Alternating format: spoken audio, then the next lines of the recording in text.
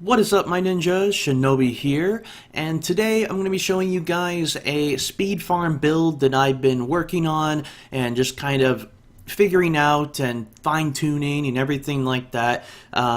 Because a lot, I haven't played the Witch Doctor in a while, and I really want to, explore the Witch Doctor some more now that they've had a lot of changes going on with them. You guys know I've been a big fan of Witch Doctors for a long time, and I was really happy to see, the Helltooth remake, and then we got the new set, and Zuni Moss got updated like a little while ago as well, and just all these things have been happening to Witch Doctor, and they've been going through some really cool changes. Today with this speed farm build, it is something that I just absolutely love doing. It's the Angry Chicken speed farm build. Now, you've seen some people, and they have some different variations of it. There's actually a lot of things you can do. A lot of different variations you can do with this. You're using the Manajuma's carving knife with the offhand, and then you can put it, like, with so many different ideas. You can put it with the Hell-2 set. You can put it with, I've seen people do it with, like, the Zuni set. I've seen people do it with this set that I'm doing. I've seen people use the same type of thing, but then like use different items in the cube, use different gems, use different skills. There's a lot of different ways you can do it, but I've been really liking this way in particular. Now, what is the use for a build like this? Pretty much, you just want to be doing like T8 plus. You can do T9, T10, really depends on how your gear is and everything like that, but you just want to be efficient, you want to be fast, you want to be moving quickly, you just want to blow through everything and just do a lot of damage and collect DBs really quickly, and more specifically, getting Greater Rift Keystones. This is actually very good for getting Greater Rift Keystones, because you do these rifts really fast. The idea, the gameplay style behind it is you just want to find the elites, kill the elites, kill the elites, kill the elites, kill the Rift Guardian, you're done. That's pretty much all you want to do. So by doing that, you're getting DBs by doing that, and you're getting your keystones pretty quickly, which is really great. Now, people have asked me, is a build like this going to be good for like Greater Rifts and stuff? I mean, you can get decently high in Greater Rifts with stuff like this, but this particular build in particular is only for T8 through T10 area for this Witch Doctor. So we are using the new set here. I want to go over all the items for you guys, go over all the things in the cube, then I'll show you a little bit more gameplay of it myself here. So, we're going with the new set, the Arachyr set, and it is, it's a pretty cool set. And for those of you that don't know what it does, so you have your two-piece, which is going to summon a permanent Spider Queen who leaves webs behind, doing 4,000% weapon damage over 5 seconds and slows enemies. The Spider Queen is commanded to move where you cast your corpse spiders. So you can see that I'm using corpse spiders, but it's not super important for this. The main thing that you want to get out of this is the 4-piece and the 6-piece. So the 4-piece, your Hex is going to gain the Toad of Hugest runes. So this is Toad of Hugeness. So you get a big toad, and you'll suck up the guys, do damage to them, and then increasing your damage that you do to them, and also giving you a buff after the toad finishes, giving you 10% of your maximum life per second for 10 seconds, so getting your health back up to full over time. Can be very helpful because if you're getting hit by range mobs while you're going through this, your health gets pecked down a little bit, but then it goes up really quickly. So that can be helpful, and plus you get the damage increase. But the 6-piece is where it's at big time. The damage of your skills increased by 800%. Creature skills are Corpse Spiders, Plague of Toads, Fire Bats, Locust Swarm, and Hex. So that's the main one right there, because we are using Hex. We're using the Angry Chicken Hex, which is going to go with our Manajumas, which I'll go over in just a second. So this is a poison build, so you're going to be doing 1,350% weapon damage, but you actually do way more than that. You get some pretty big numbers. You can hit, just in this exact build that I'm doing, the exact gear that I have, and everything like that, you can pretty much go up to an elite and hit for 20 billion plus. That happens pretty regularly. If you roll over to poison, like I just did right there, boom, like 20 billion plus. And you can, I one-shot Rift Guardians very often, actually, on the T8 plus, T8, 9, T10, you one-shot Rift Guardians pretty much when you're playing solo. When you're playing in a group, things are going to vary depending on who you're playing with and everything, but it's also very good for group play. You're not using anything like double unity, or like you don't depend on that kind of stuff, so it is good for group play. Last night I streamed for about 8 hours. We farmed all night. I found a crazy amount of gear. I found like all the stuff that I need. I got like my weapon, I got like offhand, I got Helltooth, I got all the Zuni, I got Star Metal, I got Dagger Darts. Just by doing this, just farming rifts over and over again and getting a bunch of keys. I had like no keys and got like so many in a short amount of time. I got a bunch of DBs. I spent a lot of them though. I got like hundreds and hundreds and hundreds of them. So I spent a whole bunch. As you can see by the rest of my materials are pretty low because I spent a lot of materials re-rolling all the gear that I found. I found so much gear and got so much keys. So, I was talking about the Angry Chicken here. We have the Manajuma's Carving Knife two-piece here. So this is going to be your Hex Angry Chicken Explosion is increased by 200% and slain enemies trigger an additional explosion. So the main elites and champ packs that you want to focus on are going to be the ones that are surrounded. They have a bunch of mobs around them. That way you get that's a one shot right there. If you got a bunch of mobs around an elite and you run up to it, that's a one shot. You kill them and that's it. So it's really, really, really nice. Now the other part is Angry Chicken lasts 15 seconds of movement speed, as in Angry Chicken is increased by an additional 100%. So you get a lot of movement speed, and that's why you're bebopping around like crazy.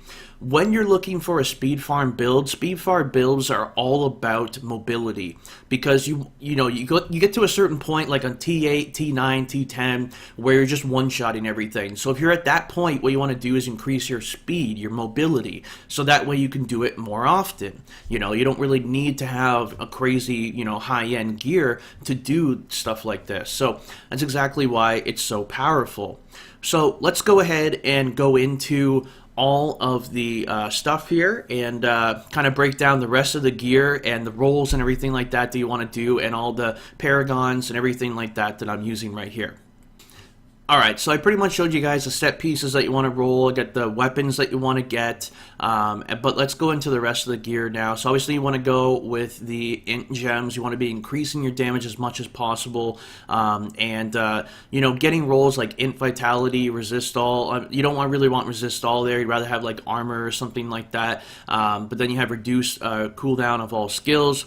Now, cooldown is okay to get on gear, but I wouldn't really push it too hard, because you don't need a lot of cooldown. And you'll see why later on when I show you more stuff. I do get cooldown in the helm because you don't need the vitality. You're doing Torment 8, it's not really that difficult. Now, Hellfire Amulet would be very, very nice for you to get. It's not needed for this, but it does help out a lot. So I got Pierce the Veil here. It's the second one that I got, and it was actually not too bad. So the stats that you're seeing right here are pretty ideal. I mean, instead of the int, maybe you'd want to get Poison or something like that, but that's just really min-maxing. You don't really need to do that for this, because this is really easy. Then using the Coils of the First Spider. Now there are a couple different bracer options you can do. You can try out a bunch of different things and see what works for you, but this is the kind of setup that I go with. So what this gives me here is, while channeling Fire Bats, you take 30% reduced damage and gain a crap ton of life per hit. So you can see my life per hit is 18,000 right now, and then it shoots up to 90,000. Quite a bit of life per hit there that you shoot up to. Then you got Witching Hour, because all you care about is doing burst damage, I mean, you can maybe go with like the Crown Belt that's going to allow you to move faster and stuff, which is nice to have, but we're moving quick already. I just want to one-shot stuff, right? That's all I want to do. I want to utilize my Hex Angry Chicken to the most that I can. So now we're using Focus and Restraint. So this is where it gets a little bit tricky, and the reason why is because when you're running around in your chicken, you blow up, you're not actually using your focus and restraint.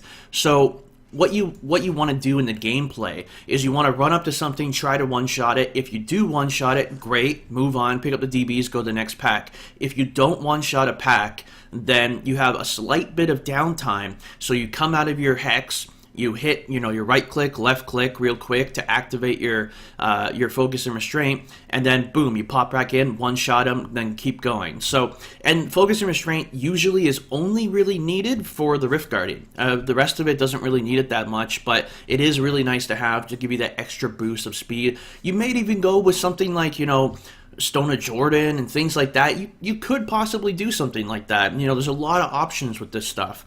Now, as far as the gems go, you want to be using Bane of the Powerful, because when you kill elites, you're going to get that, damage increase, get that elite damage, which is nice. Bane of the Trap, because everything that's around you is going to be getting that aura on them, and you're going to be doing way more damage because everything's close by. So all melee things usually just go with Bane of the Trap for that big damage. You have Esoteric Alteration. Now, this is something you can do. You can switch it up, though. You can try other things out. Maybe you can go with the Gizzard or something like that. It's just for survivability a little bit. So if I'm running through some, Moltens and Frozens, and I get hit by Jailer or something, which is something that does happen. Jailer does actually stop you from running. So, you don't get like two-shotted or something like that, because you're going to be a little bit more glass cannon here. As you can see that my toughness is only 16 million, so it's not really like super high like a lot of other classes usually are. Plus you have like Arcane and stuff, so you get a lot of survivability there. It definitely helps out. And it helps you with getting your life on hit back up. So, if you need a second to get your health back up or something like that, while you're in between waiting for Hex to come back up, then, and I'll explain a little bit more of that in just a little bit here.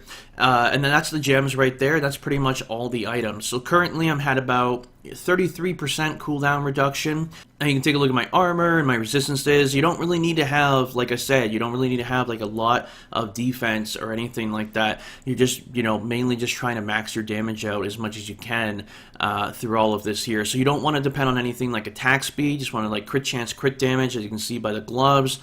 Here, just getting like armor on there. Pickup radius is pretty important, so if you can get that in the secondary, I definitely would suggest getting some pickup radius. My current pickup radius isn't really that great. It's okay though. It's about 5 right now. It could be better though. I do have it on my gloves, my shoulders, my chest piece, and I don't really have it anywhere else. So if you could get, pickup radius in some areas, then definitely do that. It's going to help you out in many ways. So let's take a look at the skills now, and I'll go ahead and kind of break down why it is I use what I use. So Corpse Spider, Blazing Spiders is nice because it's going to give you some mana back, and it is a way to activate your focus and restraint combo there. And then you have your Fire Bats with Vampire Bats. Now this is something I haven't really been seeing people do with the Fire Bats, because a lot of people use the Fire Bats and they go with like, the Poison one or something like that, but you don't want Fire Bats, you don't want the Fire Bats for damage. You just don't. It's not there for damage. Your damage is coming from your Hex.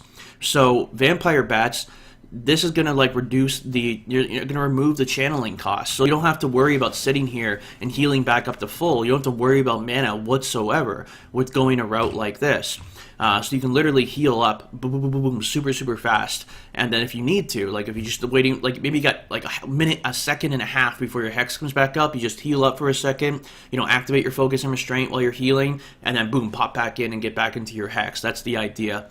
Now we're using Soul Harvest here, Soul to Waste, because you just want to get the movement speed out of that. That's all you care about. Hex with Anger Chicken, as we talked about before, and this is the pretty important part of the build. So now we have here zombie dogs, summon zombie dogs. You have Leeching Beast. Now your zombie dogs will heal you for 100% of your life on hit with every attack. So it's really great. If you're like running through, your zombie dogs are going to run with you. They're going to hit stuff, and they're going to be healing you up if you're taking some like range damage or something like that. And then also when you do stop to attack and you increase your life on hit to 90,000. Your zombie dogs are healing you like crazy. I'm healing for like 300 K health per second, and just you see just health just go up like crazy. And I'll show you an example of that as we get out there and to show you all this stuff.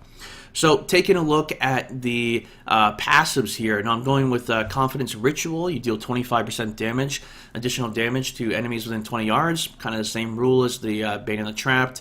Spirit Vessel, just in case you do take a lot of damage from something, it's going to help you out. You don't want any downtime, you don't want to like die and then have to get back up or something like that, because you are pretty squishy. Then you have here Tribal Rights. Now this is what I'm using to reduce my Hex cooldown by 25%, because you're not always going to have Hex up if you don't do things like this. Like if you don't have any cooldown whatsoever and you don't run the exact way that I'm running, you're not going to have any, sometimes you're going to wait, 4 or 5 seconds for your Hex to come back up, and that's not good. You don't want any downtime in your Hex. So you could go with something like this, or you could go with Fierce Loyalty, because you're going to get that movement speed because you have those zombie dogs out, right? So it's definitely a good possibility that you could do that. And then you have Grave Injustice. This is going to gain 1% of your maximum life over time, but you're mainly trying to just get your cooldowns down from that. And this is why you want to have Pickup Radius more for the Grave Injustice there.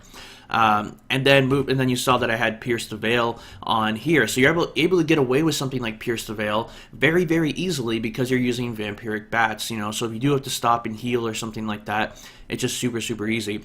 Let's go ahead and talk about the cube items here. So what we have here is the in-geom. This is something I haven't really seen people do for this build. I think it's great. You run up to an elite, you one-shot them, and then boom, you have no problems casting Hex over and over and over. Sometimes you can just sit on a pack and just go Hex, Hex, Hex, Hex, just spam Hex.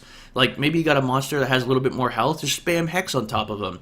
Like the Rift Guardian, sit on top of the Rift Guardian when you have your in-geom up, and just go E, dead. Like, that's all you have to do. And, it's pretty good. So you can come out of your form, you can hit up your Focus and Restraint, run in, and just spam E. That's all you got to do. So I like that. It's pretty nice. And I got Nemesis Bracers because, you want to be killing elites over and over again. So you want to get more DBs. You want to spawn those elites from the shrines and pylons and such.